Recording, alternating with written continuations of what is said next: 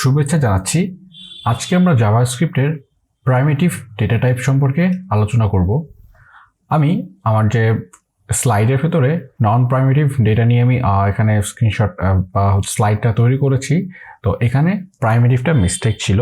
তো আমি এই পর্বে বা এই ভিএস কোড এডিটরের ভেতরে জিনিসটাকে প্রদর্শন করার চেষ্টা করছি।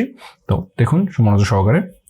আমরা ডেটা টাইপ নিয়ে যদি যে ডেটা টাইপগুলো আছে তার ভিতরে প্রথম যে প্রাইমিটিভ ডেটা নিয়ে কথা বলবো সেটা হচ্ছে আমার একটা ভ্যারিয়েবলের ভিতরে ডেটাটাকে আমি স্টোর করে দেখাই।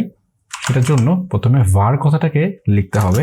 দেন আমি এখানে লিখলাম হচ্ছে ডেটা DATA, একটা ভ্যারিয়েবলের নাম দিলাম যার নাম হচ্ছে ডেটা ইজ ইকুয়াল, এইটাকে দেখলাম 1.5।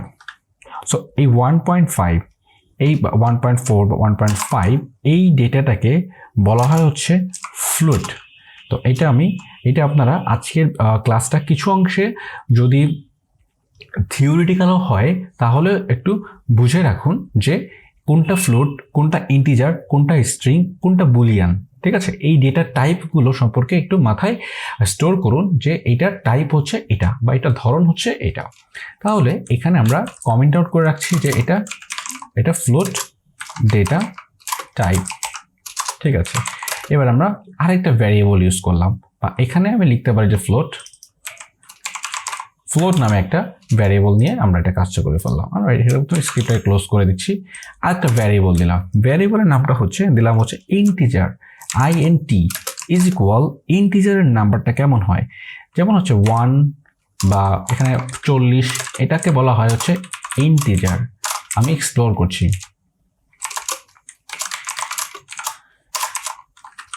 Integer data type. আচ্ছা দেখুন, ফ্লোট মানে হচ্ছে দশমিকে যে ডেসিমাল সংখ্যা যেগুলো থাকে 1.5, 2.5 বা এই দশমিক সংবলিত যে ডেটাগুলো থাকে সেগুলোকে বলা হয় সাধারণত ফ্লোট। আর যেগুলো একেবারে পূর্ণ সংখ্যা, যেটা আমরা অঙ্কতে ছোটবেলা অঙ্কতে বসে পূর্ণ সংখ্যা, তারপর দশমিক সংখ্যা, সেটা হচ্ছে ইন্টিজার, তাকে বলা হয় ইন্টিজার নাম্বার। এবার আরেকটা ভ্যারিয়েবল নিব, সেটাকে নাম দেব হচ্ছে স্ট্রিং বা str দিচ্ছি। str ইজ ইকুয়াল, এখানে স্ট্রিং বলতে বোঝাচ্ছি যে কোনো একটা টেক্সট লেখাকে স্ট্রিং বলি। তো স্ট্রিং শব্দটি যদি আমরা লিখতে চাই সেক্ষেত্রে আমাকে কমা কোটেশন দিয়ে এর ভিতরে লিখতে হবে দিস ইজ স্ট্রিং টেক্সট। তো কোনো একটা লেখা সেটা আমরা যদি ওয়েব পৃষ্ঠায় উপস্থাপন করতে চাই সেটাকে আমরা কমা কোটেশন দিয়ে আবদ্ধ করে সেটাকে আমরা উপস্থাপন করব। এটাকে আমরা ক্লোজ করে দিলাম। এবার একটা যে ভ্যারিয়েবলটা আমরা ডিক্লেয়ার দিচ্ছি সেটা হচ্ছে বুলিয়ান। আচ্ছা, বুলিয়ান ডেটাটা হচ্ছে true and false. True and false. এইবার এই ট্রু অ্যান্ড ফলসটা কিভাবে চিনব?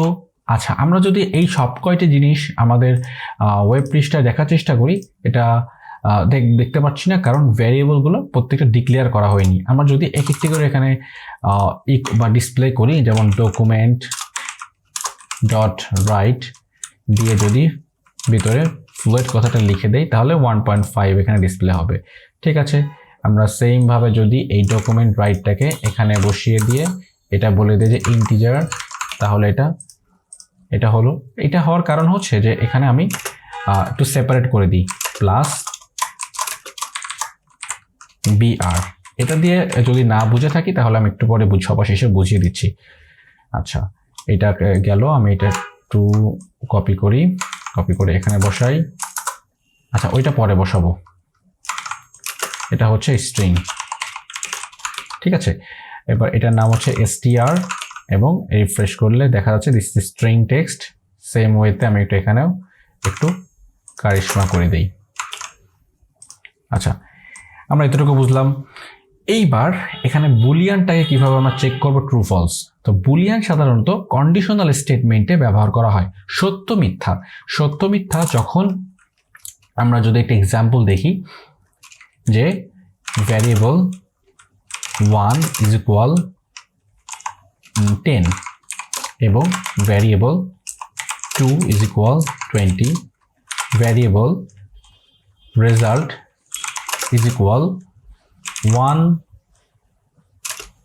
Equal equal 2।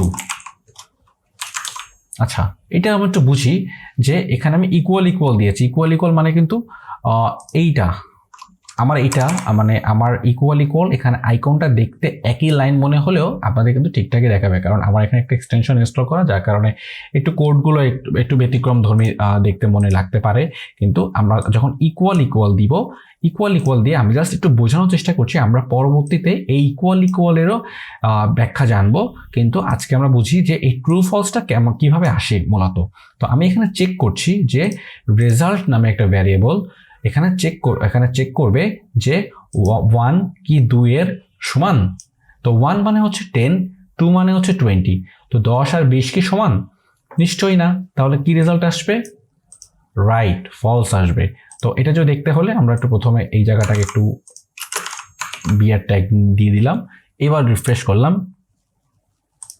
আচ্ছা, এটা আমরা এবার হচ্ছে ডকুমেন্ট রাইট করব। এটা আমরা ডকুমেন্ট করিনি, ডকুমেন্ট ডট রাইট, এটা হচ্ছে রেজাল্ট, এটাকে ক্লোজ করে দেই। ওকে, দেখতে পাচ্ছি ফলস। এবার যদি 10টাকে 10-এর সমান করে দেই তাহলে কি আসে? True. That's the easy thing, that is আমরা এখানে চেক করলাম যে 10 কি 10-এর সমান, এই সমান চিহ্ন দিয়ে আমরা এটা চেক করলাম ট্রু আর ফলস। এই ট্রু আর ফলসটাকে বলা হয় হচ্ছে বুলিয়ান নাম্বার। সো আমরা জানতে পারলাম যে কোনটা ইন্টিজার, কোনটা ফ্লোট, কোনটা স্ট্রিং, কোনটা বুলিয়ান। এবং পরবর্তী ক্লাসে আমরা জানবো হচ্ছে নন প্রিমিটিভ ডেটা টাইপ নিয়ে আমরা কাজ করব। তো নন প্রিমিটিভ ডেটার ভিতরে আছে অ্যারে, তারপর হচ্ছে অবজেক্ট, এইগুলা। সো এই আলাদা আলাদা এইগুলোর উপরেও আমরা পরবর্তীতে একটা বিস্তর ক্লাস করব। তো আমরা খুবই সহজ উপায়ে জিনিসগুলো উপস্থাপন করছি যেন আস্তে আস্তে আমরা বুঝতে পারি, শিখতে পারি এবং জানতে পারি। তো আশা করি আমার আজকের ক্লাসটি আপনারা ভালোভাবে বুঝতে পেরেছেন এবং পাশে থাকবেন অবশ্যই। ধন্যবাদ সবাইকে।